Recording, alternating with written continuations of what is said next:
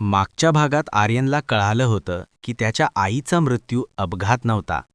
त्या डायरीच्या पहिल्या पानावर लिहिलेलं होतं, जर ही डायरी कोणाच्या हातात पडली तर समज मी मारली गेले आहे.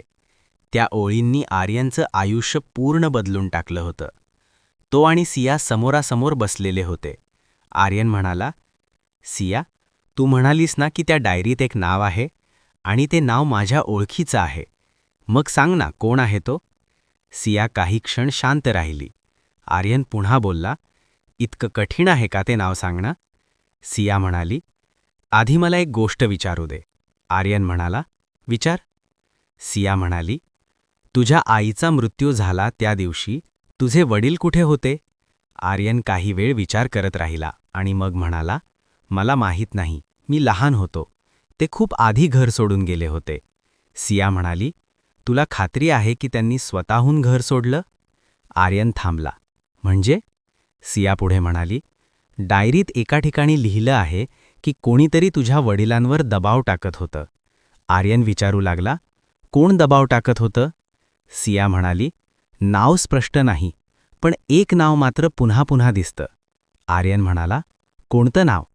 सिया थोडा थांबली आणि मग म्हणाली, विक्रम राणे. आर्यन दचकला. तो म्हणाला, तो मोठा बिझनेसमॅन जो रोज टीव्हीवर दिसतो? सिया म्हणाली, हो, आणि डायरीत त्याच्याबद्दल खूप गंभीर गोष्टी लिहिल्या आहेत. आर्यन विचारलं, काय गोष्टी? सिया म्हणाली, डायरीत असं लिहिलं आहे की जो कोणी त्याच्या विरोधात गेला तो सुरक्षित राहिला नाही. आर्यन शांत झाला. थोड्या वेळाने तो म्हणाला, म्हणजे माझ्या आईचा मृत्यू? सिया म्हणाली, डायरी तसंच सूचित करते. आर्यनने डायरीकडे पाहिलं. मग तो म्हणाला, मग ही डायरी तुला पाठवणारा कोण असू शकतो? सिया म्हणाली, बहुतेक तोच व्यक्ती ज्याला अजूनही सत्य बाहेर यावं असं वाटतंय. आर्यन म्हणाला, आणि जर आपण पुढे गेलो तर? सिया शांतपणे म्हणाली, तर आपल्यालाही धोका असेल. आर्यन थोडा वेळ विचारात गेला आणि मग म्हणाला, मला धोका चालेल, पण मला सत्य हवं आहे. सिया काही क्षण शांत राहिली. मग म्हणाली, पण आता जी गोष्ट मी सांगणार आहे ती तुला ऐकायला खूप कठीण जाईल. आर्यन म्हणाला, सांग. सिया म्हणाली, डायरीच्या पुढच्या पानावर जे नाव आहे ते विक्रम राणे नाही. आर्यन थांबला. तो म्हणाला, मग कोण?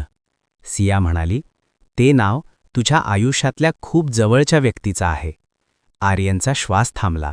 तो हळू आवाजात म्हणाला, माझ्या जवळचं? सिया म्हणाली, हो. आर्यन म्हणाला, कोण आहे तो माणूस?